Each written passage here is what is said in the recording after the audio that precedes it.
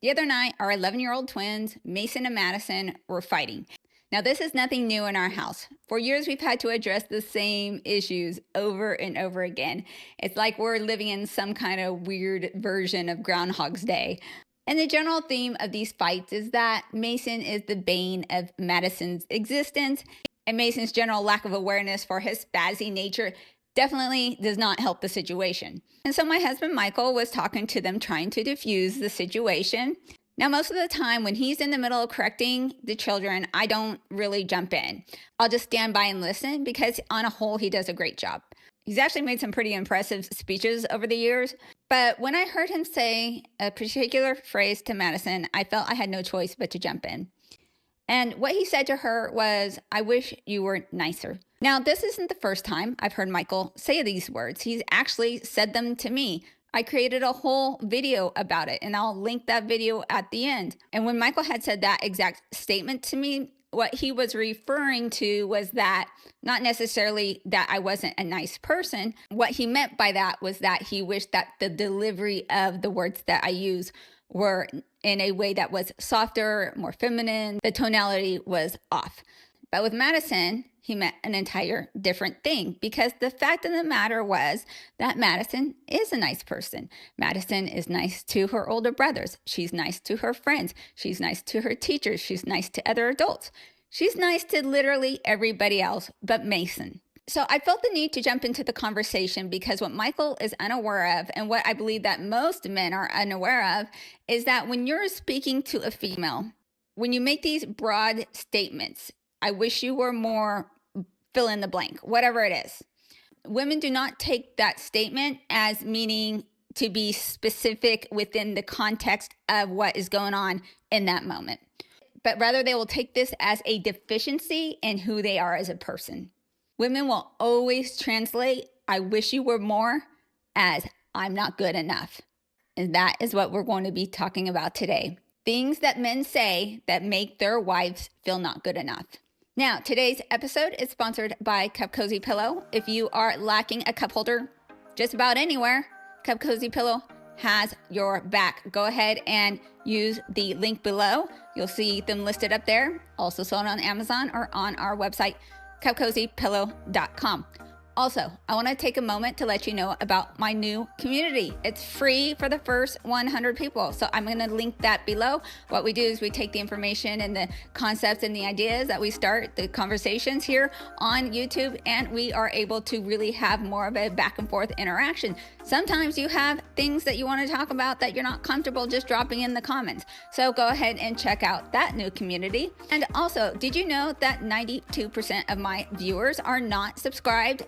Are you friend zoning me? If we've had more than one interaction, I don't want to be in the friend zone. You guys know how that is. So go ahead and hit that like and that subscribe button, and let's start this relationship formally, okay? All right, now let's go ahead and move on.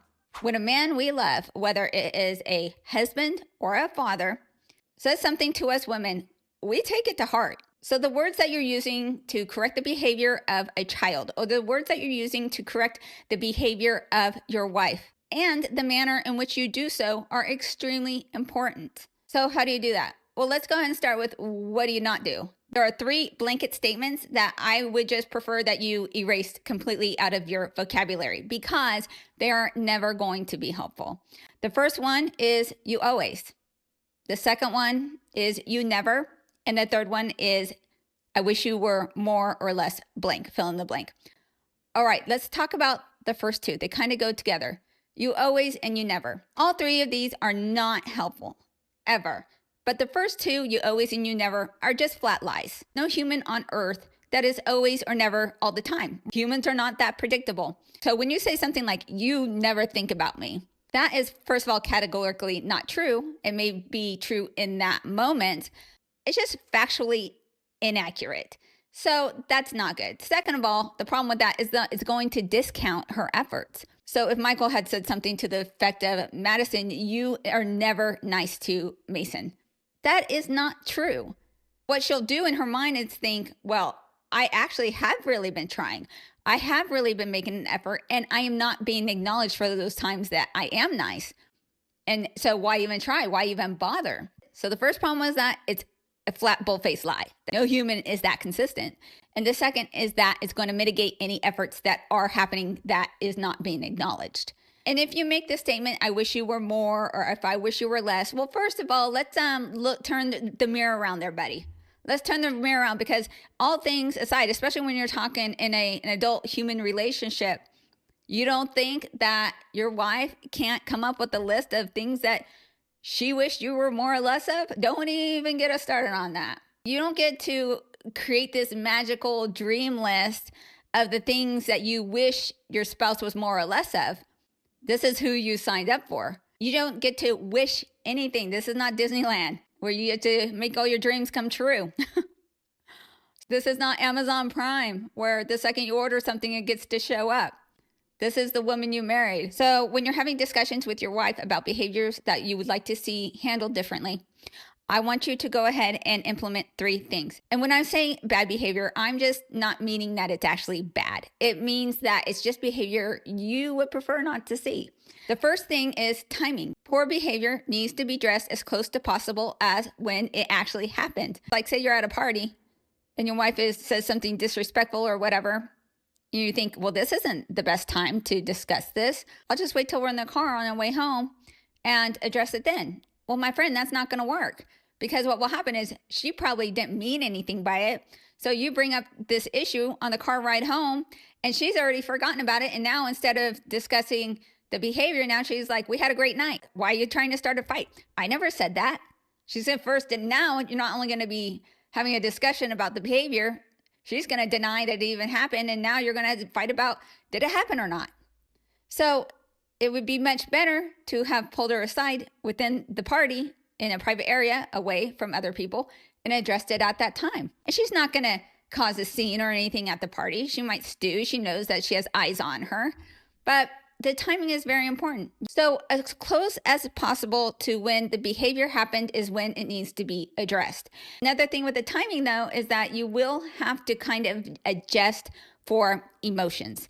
It might be a situation where your wife is highly emotional.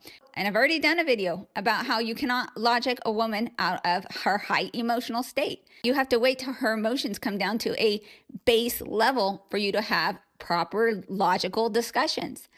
So there are times when something's not that important. It does need to be addressed, but her emotions are going to be super elevated. So it's just better to table it. So that's something you will have to consider. Besides timing, the next thing you want to do is to be careful to just state the facts. Pretend you're writing a police report. What do police do in police reports? They give the statements of what happened. Nowhere in a police report will you find assumptions. Nowhere in the police report will you find speculations for why somebody did something. I would advise you to take this approach. Vehicle 1 failed to maintain lane and collided into vehicle 2.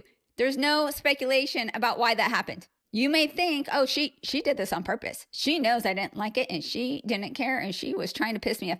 You guys, this is one thing I have truly discovered while doing this podcast is you guys think we just have these grand master plans all the time. We went into marriage knowing that we weren't going to give you sex all the time. We went into marriage knowing that we didn't really love you, but we wanted all your money. I'm sorry to burst your bubble, but we don't work that way.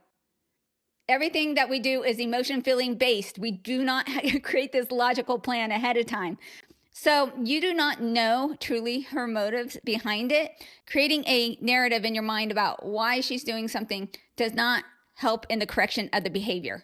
There's actually been times I'm discussing with Michael, like why I did something and he didn't even believe me anyway. So I'm like, well, I'm telling you, so now you're calling me a liar. So it is highly frustrating. Not only if a woman tries to explain her motives, if a man doesn't believe it. So just leave it all out. It doesn't matter anyway. So what this just the facts kind of statement does, what it does is it allows a woman to receive it with a lesser level of defensiveness. You're probably still going to get defensiveness, but it's going to kind of squash that and make it easier for her to digest. So you want to get the timing right.